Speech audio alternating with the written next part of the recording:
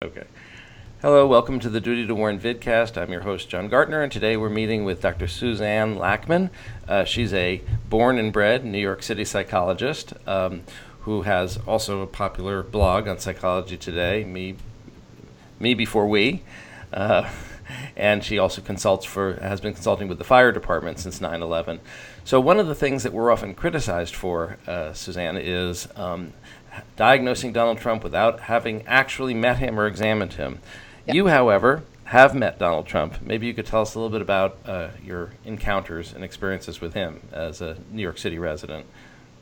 Boy, would I be happy to, John, because probably for as long as I've known of his existence, never in my wildest dreams would I think that he would have been a good president. From the start, he's always been a socialite. I think lots of people know that, but they don't really necessarily understand what that means unless you've grown up in New York. But when you've inherited your wealth and you are a real estate mogul, right off the bat, there's a level of heartlessness in many ways that has to go along with that job. Because in order to build tall buildings, at least here in New York City, because initially with the rent control and kind of options that New York City residents had, people were able to, low-income housing was available throughout New York City. When Trump came along, he had to level many buildings in order to build his skyscrapers. So because he is a mogul, he always had people working for him. So the heartache, the pain, the despair of people losing their homes because now high real estate was going in where they used to live was never anything that he had access to or was privy to because he didn't have to do his own dirty work. When you have a life like his, where you are able to stay secluded from criticism, from actual human life and existence, when you're not that privileged, it's hard to develop or maintain empathy. His world has been so isolated for so long that, and the only people he's sort of a hobnob with through life are the rich and famous, who already were in a position to either engage with him in business endeavors or just chat with him socially. But people like the average American folk who are struggling with insurance, who are struggling to put food on the table, that was never anything that he expressed concern about, that he even knew existed. What Donald Trump has known has existed throughout his existence is himself. The way that he was raised, the way that he has raised his children, for the most part, is to continue to climb the ladder with all the help they can get and leaving whatever carnage in their wake, stepping on whatever heads they have to get where they go. That's normal when you have that kind of wealth and you're able to create that kind of seclusion, so you're never in a position to be challenged, etc. So that's Donald Trump, and therefore, when I met him, surprisingly, he demonstrated the same attitude that he's notoriously in New York been known to be for the duration of time that he ran in social circles there. He was, a handsome man. He was a ladies' man. So many of his endeavors, much of his discussions about his life were on Howard Stern, which all New Yorkers at the time, and then a little bit later Philadelphia, and eventually the Howard Stern show expanded throughout the nation. But prior to that, it was New York City folk who were privy to Donald Trump's intimate conversations with Howard Stern. What's very interesting about those is that as long as the forum that he's speaking in is one where everybody's appreciating what he's saying, where nobody is challenging what he's saying, he is magnificent. Because Stern kind of complimented him. He was sort of titillated by him or taken by him. Yes, and pretty much all of the footage that you can hear, and there's hours of it between Stern and Trump, is about his conquests, his reflections on how he has made his fortune, with zero discussion at any point about how others may be disadvantaged, how he may be able to philanthropically, because he was born with a silver spoon in his mouth, if he could be philanthropic. None of that was ever a source of conversation. This is a man who at no point developed an empathy gene. The extent of feeling that he can have for anyone is people who he knows sort of adore him or support him. Then he can express some semblance of, I'm sorry that happened. But in his world, the way he's been able to construct not only the big towers that he has lived in, but the way he's been able to construct his own life and consequently his own brain, there's been no room to be able to consider anything but his own personal endeavors. So I'm sure when you met him, he was a very respectful, personable, and kind gentleman.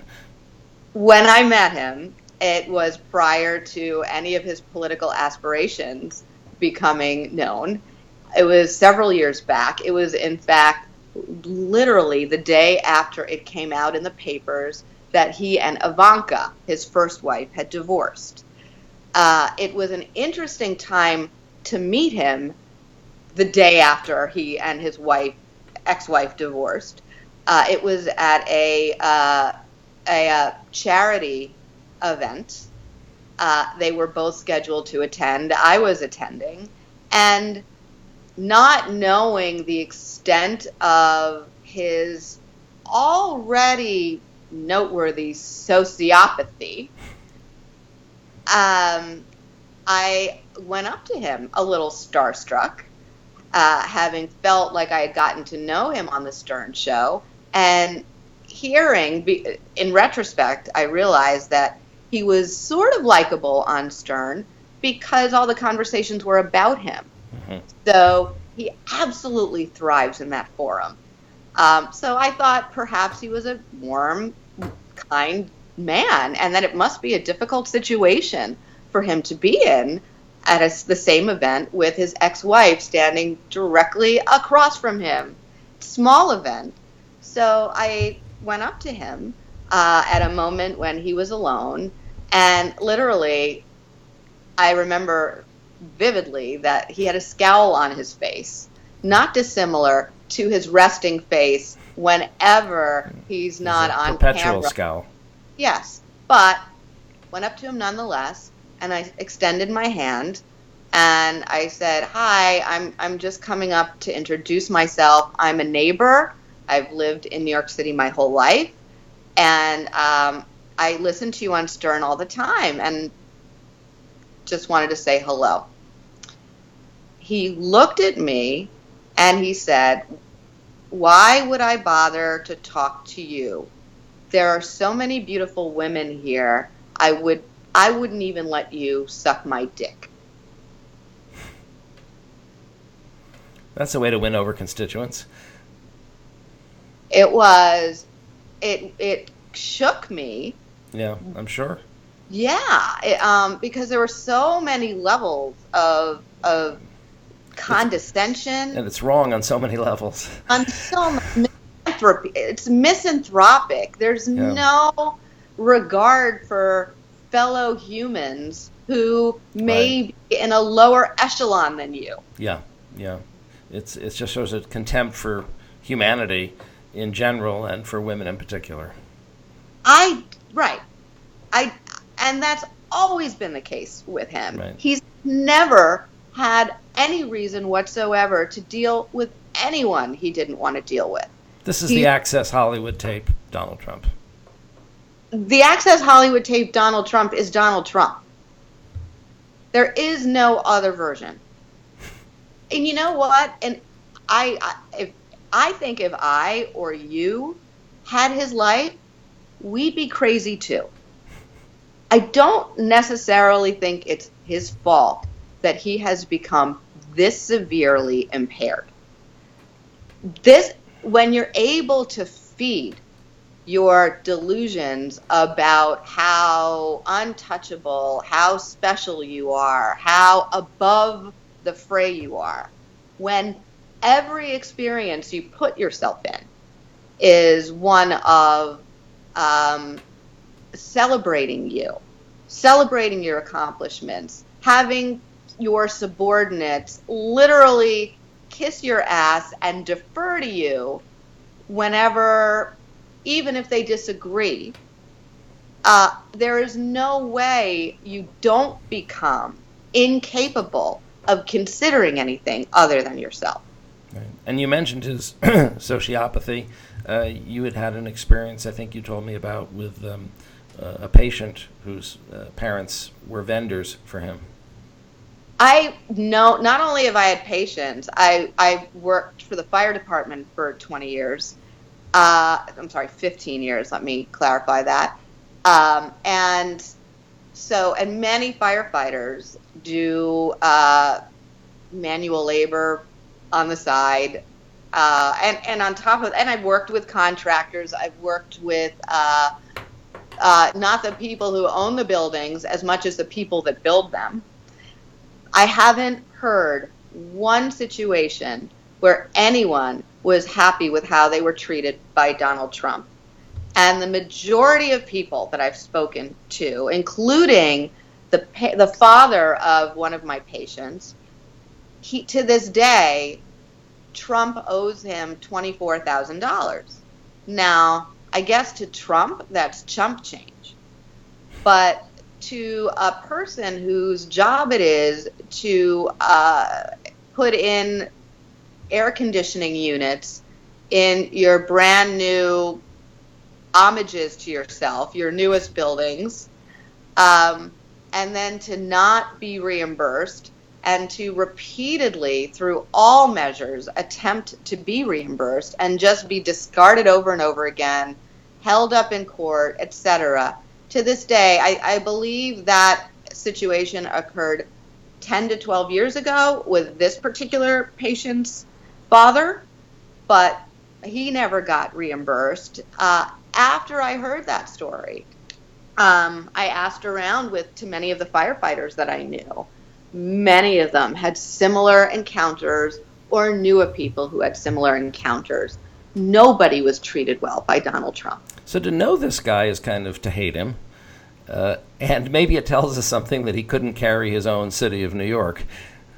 Nobody likes New York. That's correct.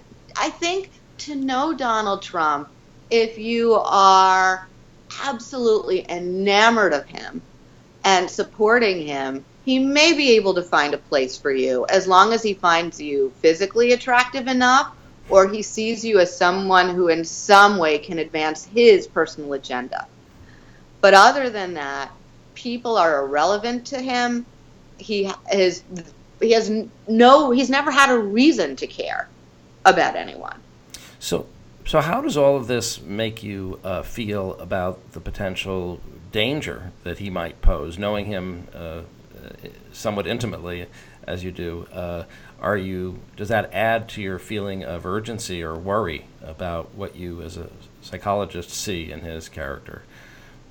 The fact that Donald Trump has somehow ascended to the presidency and made a mockery like no one before him, which says a lot, of the presidency, is not only incredibly distressing, it's mind-blowing.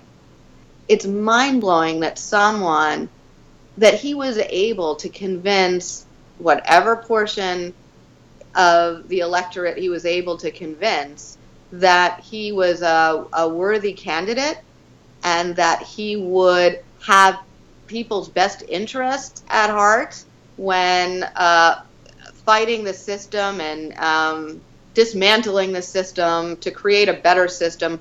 Whatever he needed to say, all of it, when he would speak to audiences that revered him, that's when he's in his elements.